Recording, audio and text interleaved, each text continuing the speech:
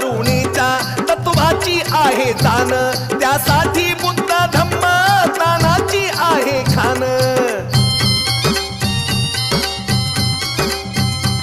विष्णू परी बदल व्हावा, विष्णू परी बदल व्हावा, जीवन थरात सुज्ञानाचं धन मिळतंय ग नागपुरात, सुज्ञानाचं धन मिळतंय ग नागपुरात, ज्ञानाचं धन मिळतंय ग नागपुरात.